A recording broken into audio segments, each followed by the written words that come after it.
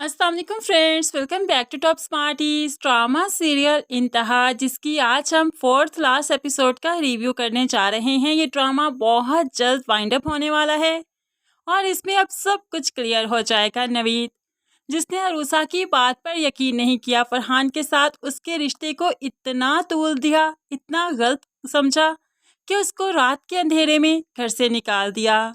अपनी माँ के घर आई तो यहाँ पर जाहिर सी बात है अहमद ही था।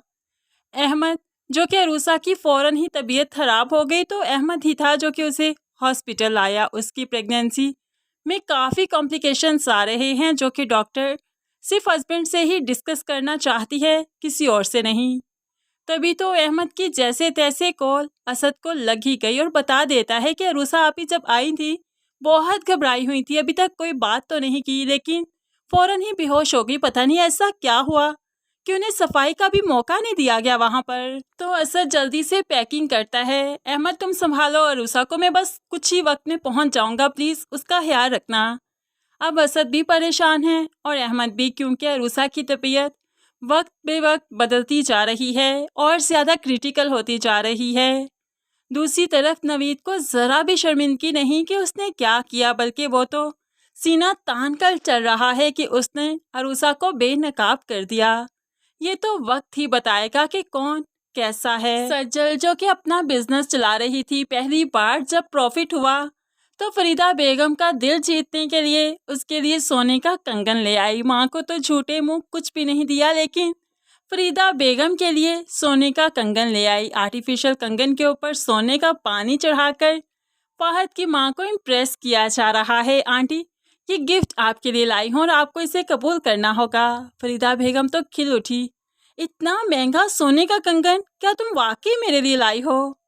तो जब सज्जल ने बताया कि मेरे पहले प्रॉफिट में से लेकर आई हूँ, तो फरीदा बेगम तो और भी ज्यादा उस पर लट्टू हो गई। लेकिन सज्जल ऐसे ही फरीदा बेगम को काबू में कर रही है।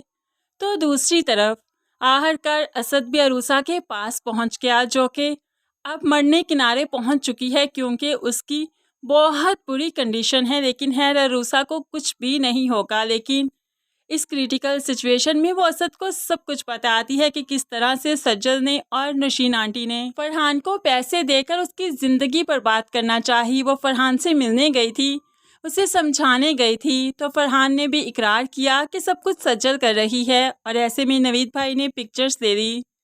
तो अरूसा की सच्चाई साबित करने के लिए असद फरहान के पास भी जाएगा, नवीद के सामने फरहान को लेकर जाएगा। तब जाकर नवीद काफ़ी शर्मिंदा हो जाएगा और अब के बाद अरूसा और असद से माफ़ी मांगेगा।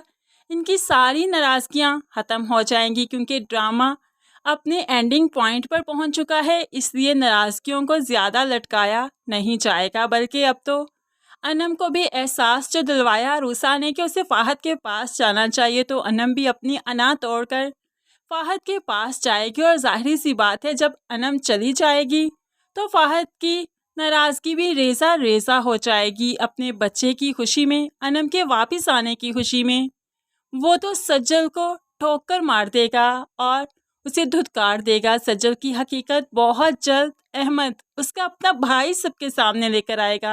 तो ऐसे में इस ड्रामे का हैप्पी एंड होने वाला है। नवीद ज़ैनब से माफ़ी भी मांगेगा और सब कुछ पहले जैसा हो जाएगा। होप सो हमें एंड में ज़ैनब और नवीद का बच्चा भी दिखाई दे, क्योंकि ज़ैनब इलाज करवा रही है। होप सो कोई मौजज़ा हो जाए। तो फ्रेंड्स, क्या आप भी चाहते हैं कि ये ड्रामा अब वाइंड अप हो जाना चाहिए? बस बहुत हो चुका, अब कोई नया होना चाहिए। क्या कहते हैं आप इस बारे में? ज़रूर कमेंट्स में बताइएगा। मज़ीद वीडियोज़ के लिए चैनल को सब्सक्राइब कीजिए। अल्लाह हाफिज़।